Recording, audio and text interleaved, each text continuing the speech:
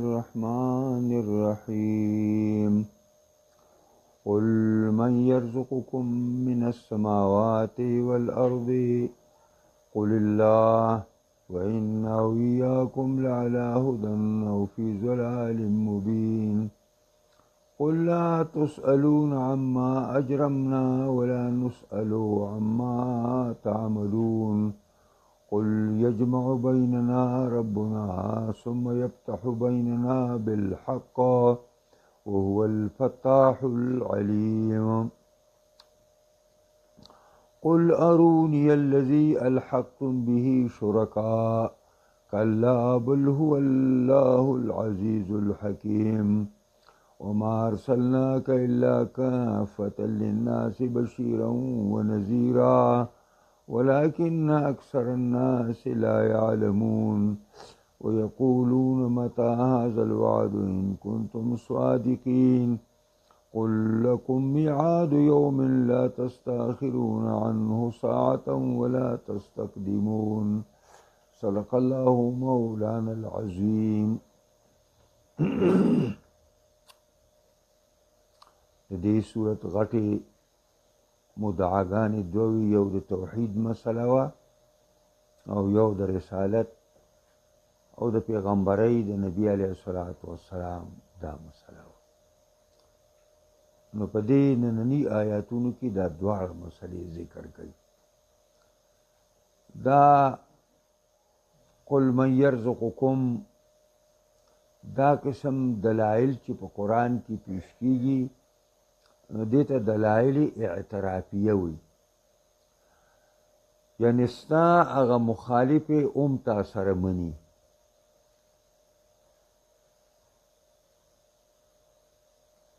خو په خوله باندې وی نه او مدقه عقیده ده، خو د هغې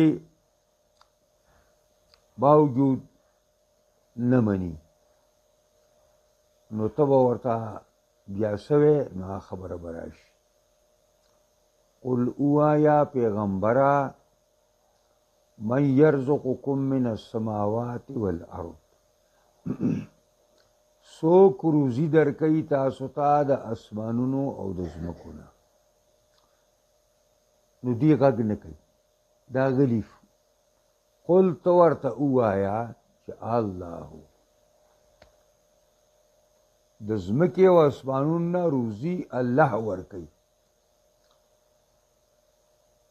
اوس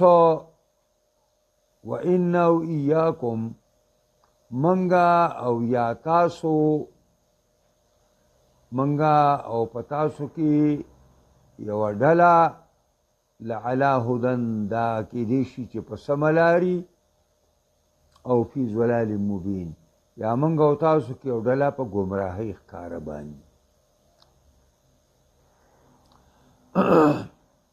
قل تو ورته ووایه لا تسألون عما اجرمنا، تاسو نه به تپوس نه کېږي ای مشرکانو کافرانو عما اجرمنا هغه چې موږ کوم ګناهونه کوو، او ولا نسأل عما تعملون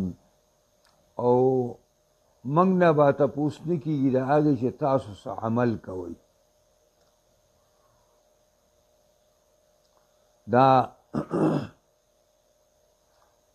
دې ته ارخاء العنان وی. ارخاء العنان معنی دا ده چې استه دا واګې ورسسته کړي، نو دا خپل خصم او خپل مقابل ته واګي ورسستول دي چې ته هغه ته داسې نه وایې چې ته خو ګمراهي او بېلاري او کافري، ابې تاسو هړو نه باس کوي، نو ورسه غوږ دي او نه پې ستا خبرې څه اثر کوي. او که ته هغه ته ووایې چې ته راشه چې کینو دواړه خبره وکړو، هسې دا تپوس درنه کومه چې د دې ځمکې او اسمانونو دا روزي څوک ورکوي؟ استانه تپوس کوم دا څوک ورکوي؟ نو دا الله تعالی ورکوي. نو چې ته هم دا منې چې روزي رسان الله تعالی دی او خالق الله تعالی دی رازق الله تعالی دی نو دا معبود به څوک بیا تاسو الله سره دا شریکان د کم ځای نه پیدا کړي دي دا تاسو د کم ځای نه پیدا کړي دي اوس خبره دا ده چې په موږ او تاسو کې یوه ډله په هدایت ده او یو ډله په ضرور ګمراه ده داسې خو کېدی نه شي چې موږ دې هم صحیح خبره کوو تاسو هم صحیح خبره کوو نو بیا جګړه درسره ده دا زموږ او ستاسو جګړه چې ده نو دې کې دا پته لګي چې موږ او په تاسو کې یو ډله په هدایت ده او یو ډله په ګمراهۍ باندې ده داسې ورته چې تاسو ګمراه یې دا دې ته تلطف وایي دې ته نرمي وایي د خپل خصم او مقابل سره او هغه ته داسې یو خبره چې هغه ته د سوچ موقع میلاو شي چې په دې خپلو کرتوتونو باندې هغه سوچ او فکر وکړي او دویم ارخاء العنان ورته دا وکړو چې منګه کم جرمونه کوو نو د هغې تپوس په تاسو نه کېږي نو خپل عمل ته جرم ویو او د هغې عمل چې په حقیقت کې جرم دی هغې ته عمل ویو دا یو بل ارخاء اعلان دی چې تاسو نه به زموږ د جرمونو تپوس نه کېږي او موږ نه به ستاسو د عملونو تپوس نه کېږي دا هغه انتهایي نرمي ده او انتهایی تلطف چې څه ته وایي او ارخاء العنان چې څه ته وایي دا هغه دی او بیا ورته ووایه چې خیر دی یو ورځ را روانه ده او په هغې کې به زموږ او ستاسو په منځ کې فیصله وشي دا پته به په ډاګه شي چې څوک په حق باندې دی او څوک په باطل باندې دی ځکه چې هغه ورځ د قیامت کې به هو الفتاح العلیم عمده الله فیصله کوونکی دی او دا الله تعالی علیم دی د هر چا حالات ورته معلوم دي قل اوایا پیغمبره من یرزقکم څوک روزي درکوي تاسو ته من السماوات د اسمانونو نه پراورولو د بارانونو کې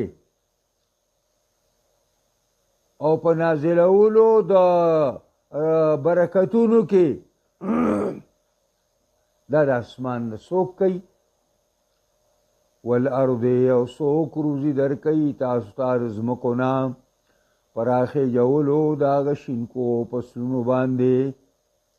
چې هغه تاسو خورئ او په هغې باندې تاسو په دنیا کې ژوندي پاتې کېږئ نو دوی غږ نه کوي چې غږ نه کوي نو دوی څه بل جواب نشته سوا د دې نه چې ته ولې راکم ورکوې دا جواب دی هغه دا قل اوایا پیغمبره الله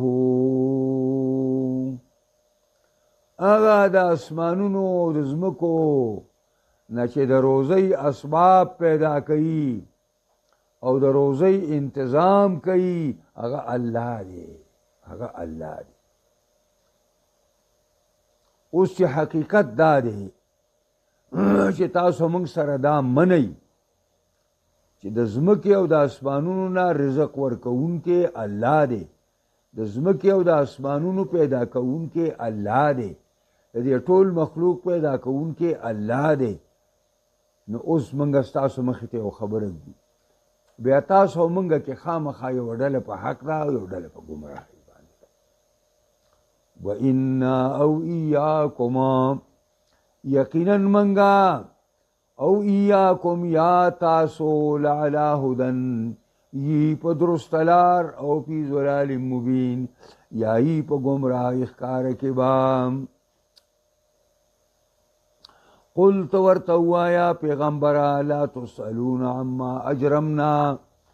تاسو نه به تپوس نه کېږي د هغې چې موږ کوم جرمونه کوو که کمې نافرمانۍ او ګناهونه زمونږ نه کېږي نو قیامت کې به الله تاسو نه تپوس نه کوي چې دې پیغمبر او د دې ملګرو نه دا خطا شوې وه او ولا نسأل عما تعملون او نه به الله تپوس موږ نه کوي د هغې چې تاسو کوم عملونه کوئ دا کوم شرک کفر بېدیني بدعملي بدچلني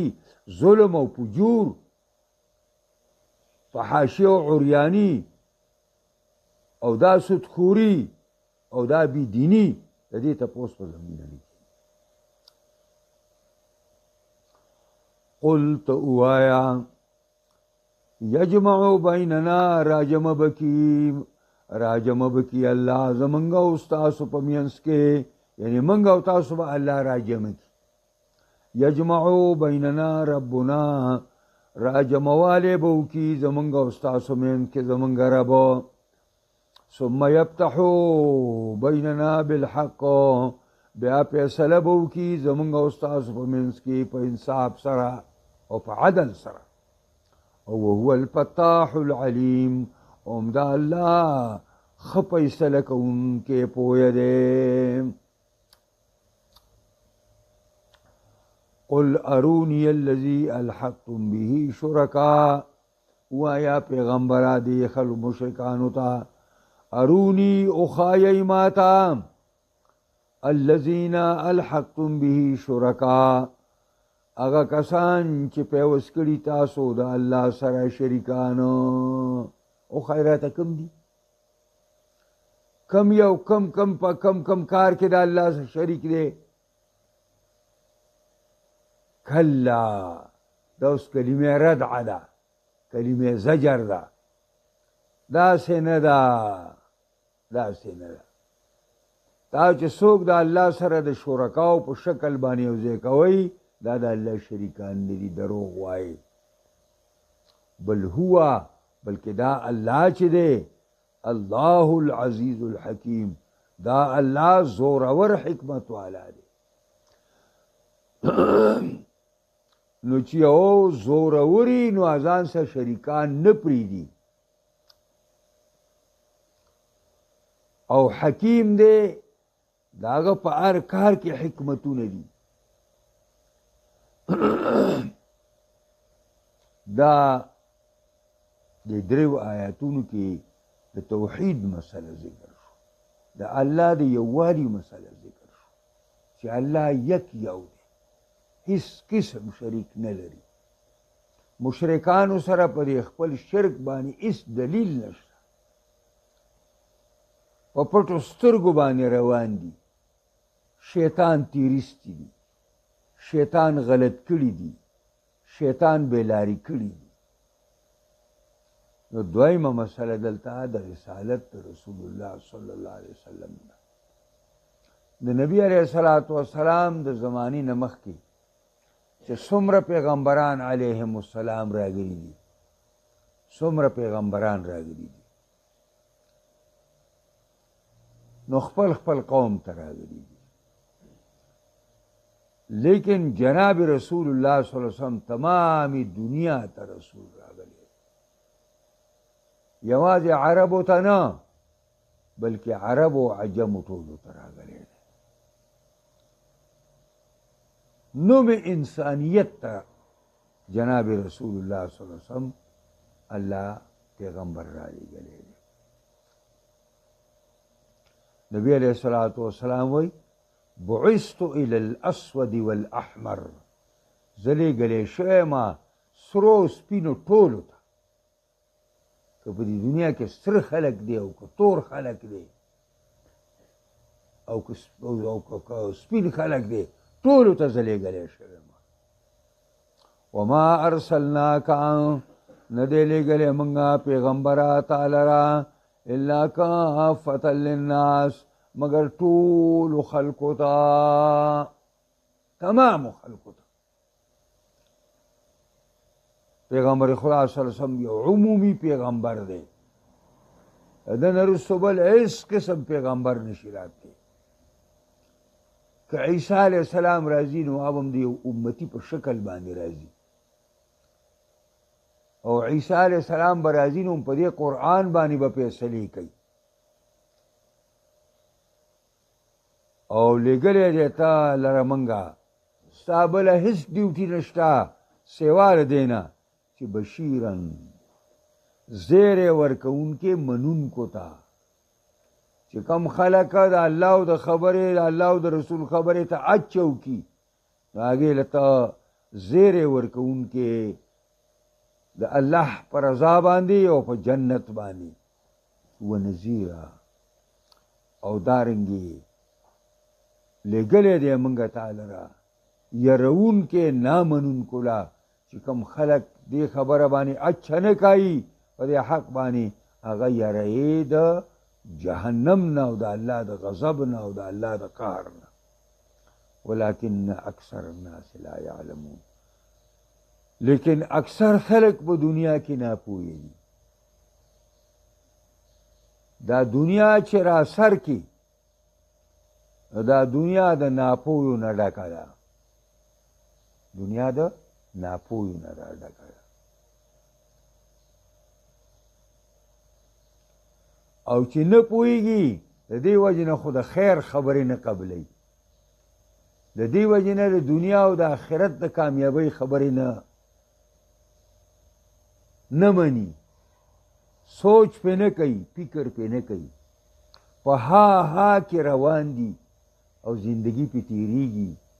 او وخت پې تیریږي او په داسې په منجغړبو کې دې ته وایي روان دي بس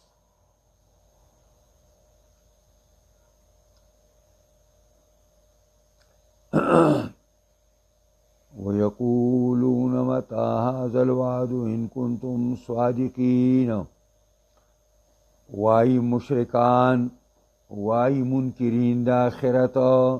متى هذا الوعد کله به دا وعده ته چې وایې قیامت راځي او راځي نو دا چېرته په ریړه کې را روان کړی دی او که دی په رشقه کې را روان کړی دی چې دا اوسه پورې راونه رسېده دا چې څوک یو شی نه مني نو هغه غواړي دی اوس قیامت نه مني نو دا استهزا کوي ټوکې کوي په پیغمبر پسې او د پیغمبر په ملګرو پسې ټوکې کوي ټوکې ويقولون متى هذا الوعد واي منکرین د آخرت کله به دا وعده چې قیامت به راځي او قیامت به راځي او موږ له دا یارې په دې باندې راکې ان کنتم صادقین که رښتینی تاسو ای پیغمبر او د پیغمبر ملګرو قل ته ورته ووایه لکم میعاد یوم ستاسو لپاره وقت مقرر د یوې ورځې دی عذاب به ضرور راځي خو د الله په نیز باندې هر شی نیټه داري نو هغه ورځ نیټه داره ده راتلونکې ورځ ده لا تستاخرون عنه ساعه تاسو به نشئ رستو کېدلی د دغې نه یو ساعت بیا کله چې راشي او ولا تستقدمون او نه تاسو له دې نه وړاندې کېدی شئ یعنې معنا دا ده چې هغه ورځ به په خپل ټیم باندې راځي زرابر به تاسو د هغې نه رستو کېدی نه شئ او نه زرابر مخکې کېدی شئ چې تاسو دا تلوار شروع کوئ چې قیامت ولې نه راځي او قیامت ولې نه راځي قیامت نه راځي قیامت به الله په خپل ټیم باندې راولي ستا په استقدام او ستا په مخکې غوښتو باندې الله قیامت مخکې نه راولي او ستا د دې مطالبې د وجې نه چې رستو رشي الله یې نه رستو کوي په خپل ټیم باندې به قیامت قایمیږي او په خپل ټیم باندې به راځي او خبره دا ده چې تاسو له دې تپوس کوئ چې قیامت به کله راځي نو ته خو اول ما ته دا وایي ته قیامت منې که قیامت منې بیا د دې خبره وکړه که قیامت نه منې ستا دې سره سویمه ده چې کله به راځي او کله به نه راځي ته خو رسره دې نه منکرې ته خو دا منې نه دا دې آیاتونو ترجمه وه او تشریح مختصره ونه.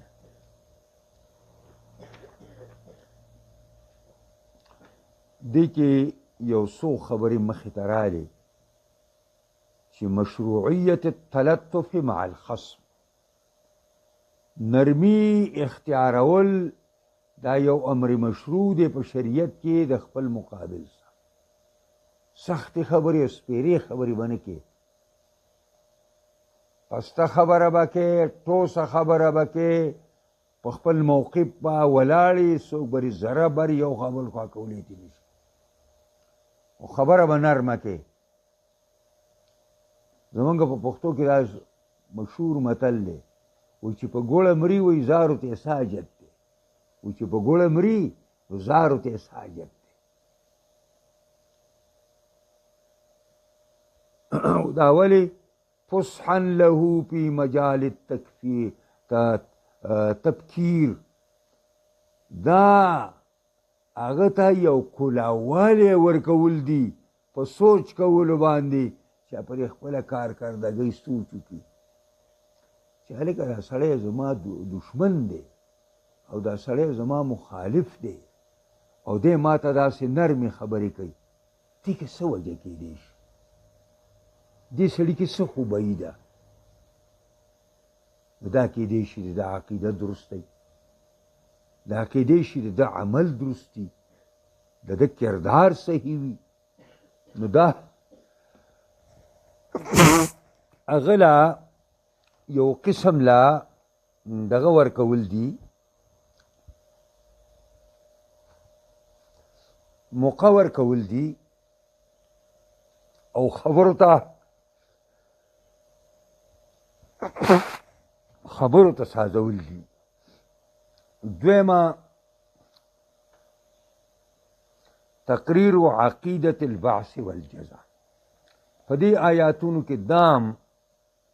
چې د یو مسلمان به دا عقیده وي چې دوباره به الله ما ژوندی کوي،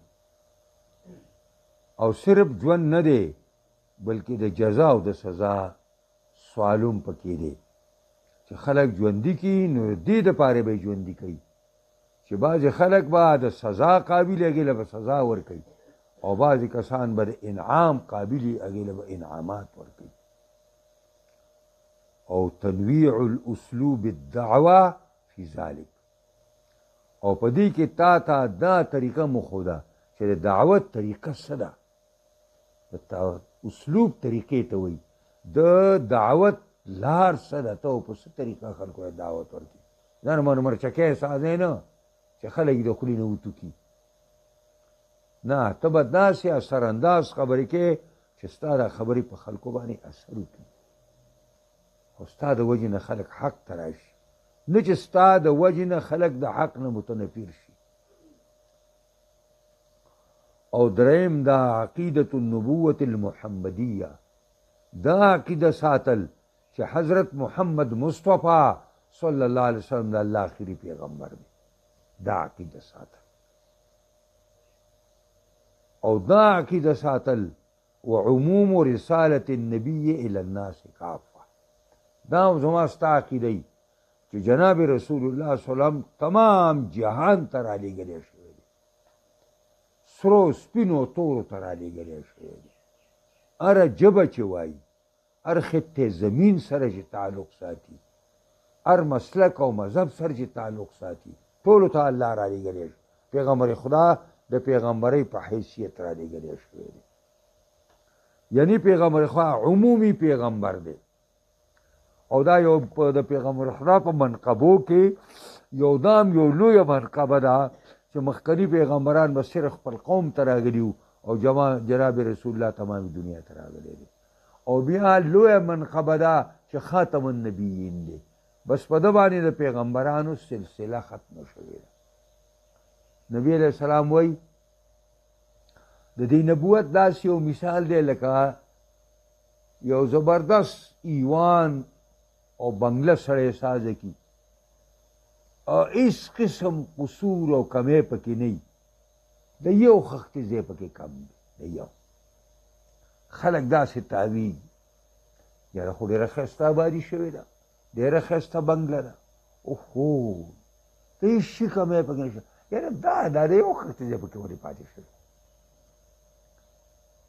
نبي اکرم فرمایي دقه خښته ځای